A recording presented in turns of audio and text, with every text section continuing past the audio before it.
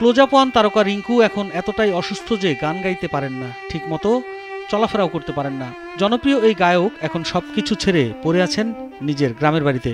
অনেকটা অভিমান করেই রিংকু বলেন, আমি আর গানে ফিরতে চাই না। ভালো গাইতে গাই না, গান যদি মানুষ ভালো না তাই ইচ্ছা নেই। ক্লোজআপ ওয়ানে রিংকু সহ একদল তরুণ তরুণী সঙ্গীতাঙ্গন মাতিয়ে তুলেছিলেন। পরপর 4 বার স্ট্রোক করে রিংকু এখন গান থেকে অনেক দূরে। অন্যরা এখনও দাপটের সাথে কাজ করছেন। অসুস্থ হওয়ার পর সহশিল্পীরা রিংকুর কোনো খোঁজ খবর নেন না। রিংকু নিজেই আক্ষেপ নিয়ে জানালেন সে কথা। রিংকু বলেন, কেউ তার খোঁজ খবর নেয় না, গায়ক নিজেও চান না তার খোঁজ কেউ নিক। ক্লোজআপের যারা ছিল আমার সাথে তারা কেউ খোঁজ খবর নেয়নি, আমিও চাই না যে কেউ খোঁজ খবর নিক। ভক্তরা তো অনেক কিছু চায়, কিন্তু আমার ফেরার মতো অবস্থা নেই। ক্লোজআপ ওয়ানের প্রথম আসরে যেসব উদীয়মান শিল্পী বাজিমাত করেছিলেন তাদের একজন রিংকু। পুরো নাম মশিউর রহমান রিংকু। লালন সার এসব দেখি কানার হাটবাজার গানটি রিংকুর কণ্ঠে সারা দেশে আলোড়ন সৃষ্টি করে। দেশ বিদেশের স্টেজ শোতে রিংকুর জনপ্রিয়তা ছিল ঈর্ষণীয় পর্যায়ে। হঠাৎই ছন্দপতন। রিংকু যখন অস্ট্রেলিয়া সফরে ছিলেন তখন তার বাবার স্ট্রোকের খবর পান। অস্ট্রেলিয়াতেই রিংকু প্রথম স্ট্রোক করেন। এরপর দেশে ফিরে আসার পর আরও 3 বার স্ট্রোক করেন তিনি। স্টেজ শো করতে যায় প্রথম অস্ট্রেলিয়া এবং তারপরে 3 বার বাংলাদেশে।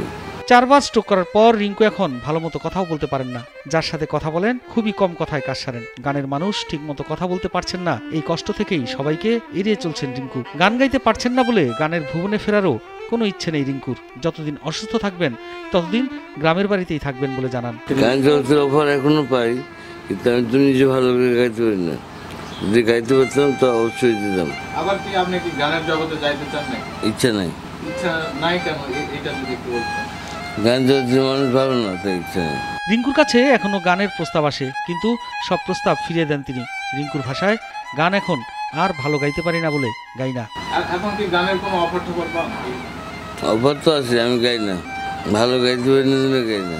2005 সালে ক্লোজআপ ওয়ানের প্রথম আসরে 5ম স্থান অধিকার করেছিল রিংকু। তখন তার গ্রামে উৎসব অনুষ্ঠান হয়েছিল। রিংকুকে নিয়ে এখনো গর্ব করে তার প্রতিবেশী বন্ধুরা। বাউল, মরমী আর সুফি গানে রিংকুর কণ্ঠস্বর আর গায়কী সবার মন কেড়েছিল। সেই রিংকু এখন গ্রামের বাড়িতে অলস সময় পার করছেন বন্ধুদের সাথে ঘোরাফেরা করে। রিংকুর এক হাত এবং এক পা দিন দিন অচল হয়ে পড়ছে। স্থানীয়রা প্রত্যাশা করছেন সুচিকিৎসার মাধ্যমে রিংকু আবারও ফিরে আসুক গানের ভুবনে। রিংকু ভাইয়ের কথা বলে শেষ করা যাবে না, কারণ কি যে ভাই অনেক একটা বড় বিখ্যাত শিল্পী। কারণ সে যখন 2005 সালে ক্লোজআপ পঞ্চম স্থান অধিকার করলো ভাইয়া, পরে যখন আসলো তখন ভাইয়া মানে নিজেকে আরো প্রফুল্ল মনে করলো। আর ভাইয়া ইতালিতে যে ব্রেন স্ট্রোকটা করছিল ভাই বুঝতে পারে নাই, কিন্তু তারপরে ভাই আস্তে আস্তে ভেঙে পড়ার পরও ভাই যে নিজের ক্যারিয়ারটা আস্তে আস্তে শেষ হয়ে যায়। গ্রামে এসে বসে থাকে, গ্রামের সব ছেলেপেলের সাথে সময় দেয়, ঘোরাফেরা করে, আবার কোথাও গেলে ডাকে, এই জায়গায় আসো, যাই, ঘুরি। কিন্তু ভাই মানে এই স্ট্রোকটা করার পর মানে এক হাত আর একটা পাওটা মানে ভাইয়ের প্রায় চলে যাওয়াই ভাব। এখন আমরা চাচ্ছি যে রিংকু ভাই আবার মানে সুস্থ মানে সঠিক চিকিৎসার মাধ্যমে আবার আমাদের গানের মাঝে ফিরে আসুক, যাতে দেশের সবাইকে সে আবার ওই পরিপূর্ণভাবে সেই আনন্দটা দিতে পারে। রিংকু কাকু আমাদের এলাকার অনেক গর্ব, সেটা বলে বোঝানো যাবে না যে এত বড় মাপের শিল্পী আমাদের গ্রামে যে আছে, মানে এটা আমাদের অনেক গর্ব। এজন্য আমরা চাই যে তাই আবার আগের মতো ফিরে আসুক আমাদের মাঝে। এখন তো তার অসুস্থতার জন্য সে গান জগৎ থেকে ফিরে গেছে। রিংকুর অধিকাংশ গানই তার এলাকার তরুণদের মুখস্থ। এমন একজন কণ্ঠশিল্পী অসুস্থ হয়ে গ্রামে পড়ে আছেন, সেটা মেনে নিতে পারছেন না তারা। রিংকু সুস্থ হয়ে আবারও গানের মঞ্চ মাতাবেন, এমনটাই প্রত্যাশা তাদের। শিল্পীর সুস্থতার জন্য সবার কাছে দোয়া প্রার্থনা করেন তারা। সচরাচর জানি নওগাঁ জেলায় আত্রাই থানায় বর্ষাদা গ্রামে একজন শিল্পী আছে, যে শিল্পীর নাম হচ্ছে রিংকু। আমরা প্রায় বাংলাদেশের সবাই ইতিমধ্যে জানি।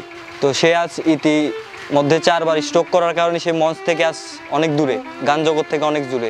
সে যে গানগুলো গাইছিল, সেই গানের ভিতরে পাগলা ঘন্টা, নারী হয় লজ্জাতে লাল, কানার হাটবাজার ইত্যাদি আরও অনেক গান সে গাইছে। এই গানগুলো কোনোদিনই পুরোনো হবে না। যতবার শুনবেন ততবারই মনে হবে যে প্রথম শুনছি। গানের মধ্যে কিছু না কিছু খুঁজে পাবেন, যতবারই শুনবেন কিছু না কিছু খুঁজে পাবেন। গানগুলো কোনোদিন পুরাতন হবে না। এই গানগুলো গ্রামের ঐতিহ্য বহন করে। আমরা চাই যে সে যেন সুস্থ হয়ে আবারও সে গানের জগতে ফিরতে পারে। আপনারা সবাই তার জন্য দোয়া করবেন, সে যেন আবার পুনরায় গান গাইতে পারে।